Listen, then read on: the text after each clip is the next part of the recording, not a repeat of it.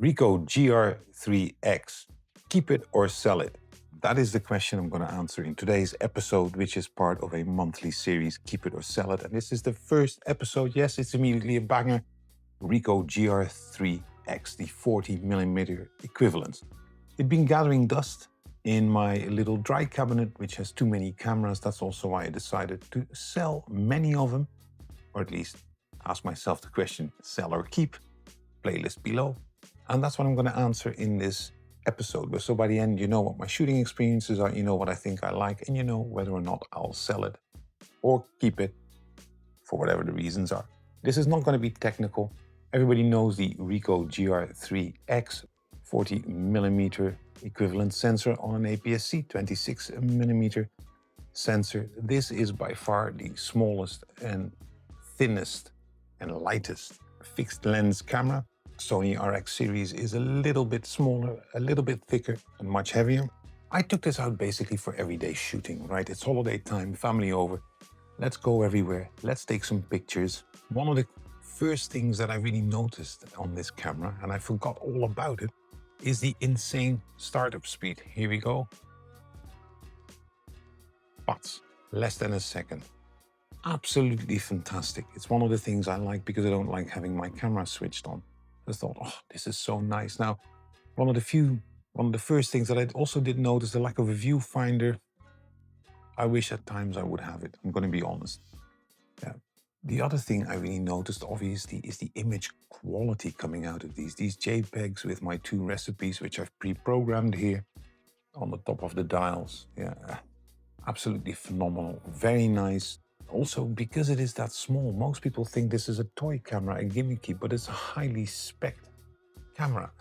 I would almost argue if this is going to be your first camera, you never had a camera in your hand, this might be a little bit too advanced.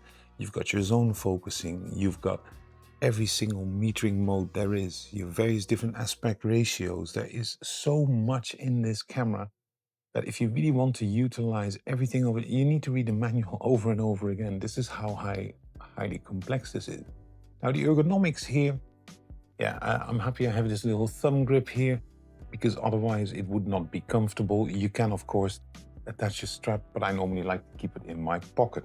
Which is one thing here, and it's a well-known issue, is you really need to be careful not to stick it in your pocket continuously without either a cap or, like I bought this little Temu sling, and it makes it such a joy. You just wrap it over your shoulder, walk away, and off you go. Absolutely wonderful, absolutely fantastic. It doesn't weigh anything, you don't feel it. It's not after 2 hours you're like, oh, my back is hurting.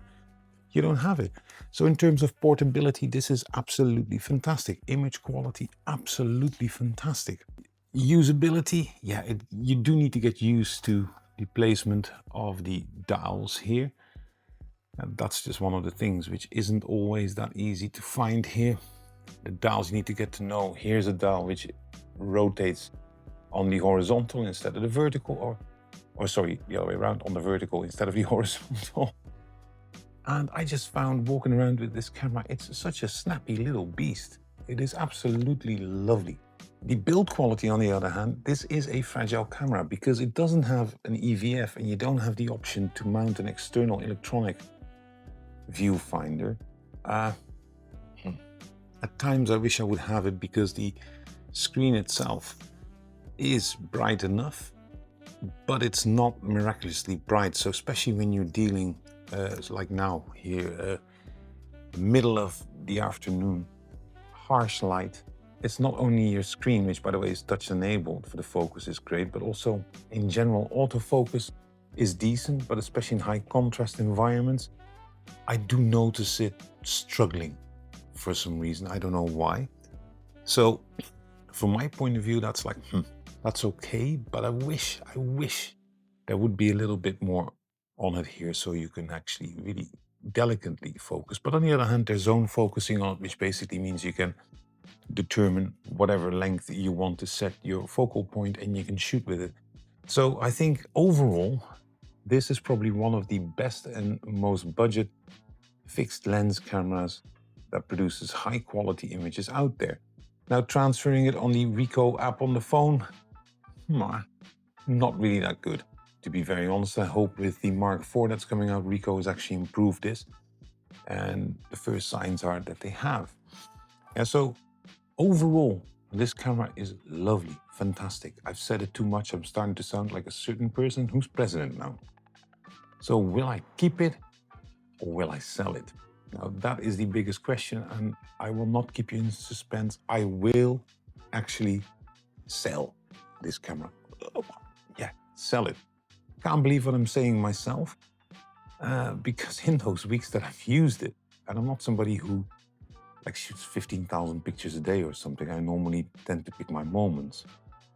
And in many moments, I found out that I was cursing that the 40mm equivalent actually for everyday like family photography, going to museums and stuff is a little bit too tight.